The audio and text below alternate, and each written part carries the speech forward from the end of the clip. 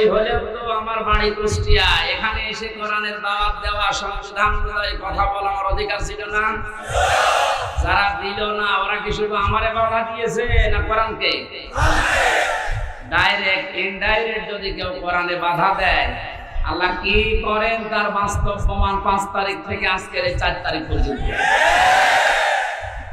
কে যেন একটা গান বানিয়েছে দেখলাম, কোথায় আমি তো আর বললাম না, কোথায় সে কাওয়া কাকু, কোথায় গরম গরম কথা। এ সেলাই সারা এরকম উল্টা পাল্টা ক্ষমতার গরম দেখিয়ে কোরআনের আলোচনাগুলো বন্ধ করে দিতে নির্দ্বিধায় ফতোয়া দেওয়া যায় আপনি কাফের। এটা তো আমি বানালাম। হ্যাঁ, وقال الذين كفروا لا تسمعوا بهذا القرآن والغوا فيه لعلكم تغلبون। আল্লাহ পাক বলেন কাফেররা সিদ্ধান্ত নিয়েছিল এইটা যে সব চলতে দাও, বাধা দিও না, কিন্তু কোরআনে বাধা দাও। সিদ্ধান্ত কাদের? আর জোরে বলেন। 96% মুসলমান আমরা এই দেশে বাস করি। বাকি অন্যান্য জাতি যারা আছে তাদের ধর্মীয় অনুষ্ঠানগুলোতে বাধা দেওয়া দূরের কথা, আমরা দেখেছি আরো সাহায্য করা হতো। মুসলমানদের ভেতরে যারা ইসলামকে ভিন্ন খাতে প্রবাহিত করার জন্য চেষ্টা চালিয়েছে বিভিন্ন নাম নিয়ে, তাদের অনুষ্ঠানগুলোতে কোনো বাধা আমি দেখিনি। বিশেষ করে পীর নামে, পীরতন্ত্রের নামে যে ইসলাম প্রচার করা হয়েছে এই দেশে, একটা বানানো ইসলাম, যেমন তাহেরি খাই করেছিল, নজিবুল বাশর ময়জ ভান্ডারি করেছিল, আবু সুফিয়ান আল কাদরি ভাই করেছিল। এই সমস্ত জায়গাতে আমি নিজে দেখেছি বাধা তো নেই। পাশে 5 কিলোমিটার দূরে তাফসীর মাহফিল, বাধা তো দিয়েছে, গ্রেফতারও করেছে। কোরআনের আয়াত অনুযায়ী বোঝা যাচ্ছে কোরআন যারা বাধা দেয় কোরআন প্রসারে কায়েমে, এরা কাফের। সিদ্ধান্তটা মুসলমানদের না, সিদ্ধান্ত কাফেরদের। কাদের বলেন তো? এখানে একটা মাসলা বলছি, কেউ যদি কাফেরকে কাফের মনে না করে সেও কাফের। জেলখানায় আমি 3টা বছরের ভেতরে সবচাইতে বেশি এই কথাটা মাওলানা মামুনুল হকের কাছে শুনেছি। উনি মাঝে মাঝে বলতেন, হামজা যদি বাইরে যেতে পারি কোন কাফেরের জানাজায় যাব না, কবরে যাব না। বলতাম, ভাই আপনি এই বিষয়টা নিয়ে তো বেশি কথা বলেন। দেখো কোরআনে কারিমে আল্লাহ জানিয়েছেন, ওয়ালা তুসাল্লি আলা আহাদিন মিনহুম মাতা আবাদা ওয়ালা তাকুম আলা কবরি ইলা আখিরি আয়াত। সূরা তাওবার 84 নম্বর আয়াতের প্রথম অংশে আছে আল্লাহ পাক বলেন, হে নবী, এরা মারা গেলে এদের কবরের পাশে দাঁড়ানো দূরের কথা, এদের জানাজার নামাজ পড়া দূরের কথা, আপনি এর পাশ দিয়ে যাবেন না। যদিও তাকুম আলা কবরের ব্যাখ্যা 2টা পেয়েছি তাফসীরে। কাফেরের কবরের পাশ দিয়েও হেঁটে যাবেন না এবং কবরের পাশে দাঁড়াবেন না, কারণ জায়গাটা গজবের। কিসের? কাফেরকে যেখানে মাটিতে রাখা হয় ওই জায়গাটা গজবের হয়ে যায়। এর প্রমাণ আবু জাহেলের কবর। বদরের ময়দান দেখতে গিয়েছিলাম, যিনি আমার সাথে ছিল ওই দেশের আমারে বলছে, এই যে বিশাল কবরস্থান, এটা সাহাবীদের 14 জন সাহাবী শহীদ হয়েছিল, এখানে সবাই আছে।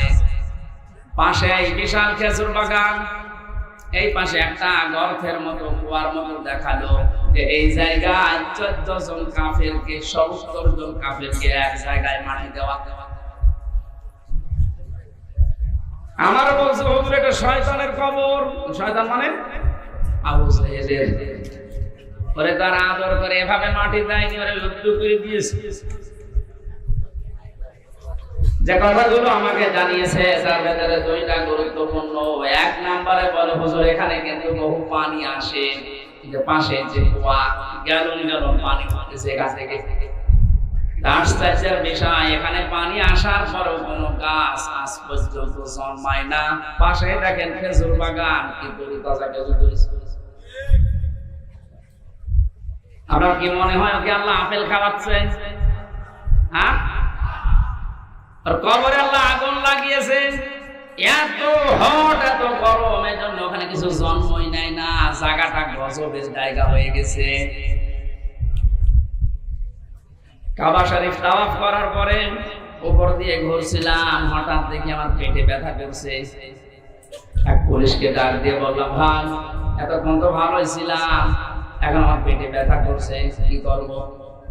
আমার বলছে, ইয়া হাজি ওর হজ্জা তাই না বিলা দোকান। ও হাজি, দেশ কোথায়? জি তুমি বাংলাদেশ। বাংলাদেশ থেকে এসেছি। ওর ভাষা দিয়ে আমারে বলছে, হাজি সাহেব আপনি জানেন না এটা কোন জায়গা? না তো। আউজেলের বাড়ি। আপনি এখনো পায়খানা না করে দাঁড়িয়ে আছেন, তাড়াতাড়ি যান। সত্যি কথা বলছি, কাজ সেরে এসে দেখে আমার পেটের ব্যথা ভালো হয়ে গেছে। আল্লাহ আমাকে জানাতে চেয়েছে, হামজা ওই সময় 4.5 লাখ করে টাকা লাগবে, এত টাকা খরচ করে সেই দেশ থেকে আসলে এখানে আরে শয়তানের মুখে পায়খানা না করে চলে যাওয়া, তাড়াতাড়ি করে। এত ঘৃণিত, এত নিকৃষ্ট, এত অপমানজনক জায়গা, এই জায়গাকে আল্লাহ তুলনা দিয়েছে ইন্টারন্যাশনাল পায়খানা। এখন এই কথা বলেন না কেন? 3টা কারণ পেয়েছি। 1 নম্বরে আবু জাহেল ছিল জুলুমকারী, জালেম। ওসে বহু এতিমের সম্পদ জুলুম করে আত্মসাৎ করে ফাঁকি দিয়ে খেয়েছে, তার জীবনী পড়লে পাবেন। 2 নম্বরে ছিল স্বৈরাচার। 3 নম্বরে মানুষটা পৃথিবীর সবচাইতে শ্রেষ্ঠ মানুষ মুহাম্মদুর রাসূলুল্লাহকে কষ্ট দিয়েছে। এই 3টা কারণ পড়েছি আমি তাফসিরে। কোরআনে কারীম জানিয়েছে, ওয়াল্লাযীনা ইয়াউযুনা রাসূলাল্লাহি লাহুম আযাবুন আলীম। সূরা তাওবার 60 নম্বর আয়াতের শেষের দিকে আছে, আল্লাহ পাক বলেন যে মানুষগুলো দুনিয়াতে আমার রাসূলকে কষ্ট দিচ্ছে, দেবে। ইয়াউযুনা না দিয়ে আল্লাহ আযাব দিতে পারতেন, মাঝের সিগা দিলে অর্থ হয়ে যেত, কিন্তু আল্লাহ ইয়াউযুনা দিলেন কেন? বর্তমান, ভবিষ্যৎ, প্রেজেন্ট, ফিউচার, 2টা কাল নিয়ে শব্দটা গঠন করা। তাফসীরে কাবীর আল্লামা ফখরুদ্দীন রাজি রাহমাতুল্লাহ আলাইহি ব্যাখ্যায় লিখেছেন, এরপর কথা বলেন, এদিকে তাকান। মুফাসসির বলেন আল্লাহ পাক ইয়াউযুনা দেওয়ার পেছনে 7টা কারণ লিখেছে। আমি সবগুলো না বললেও একটা বলছি।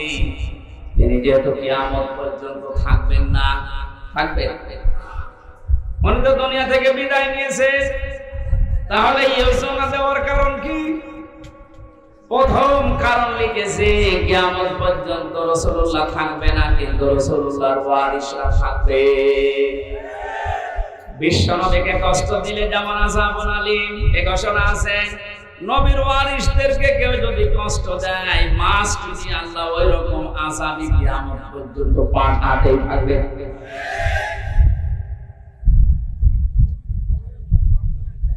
এই আয়াত অনুযায়ী বোঝা যাচ্ছে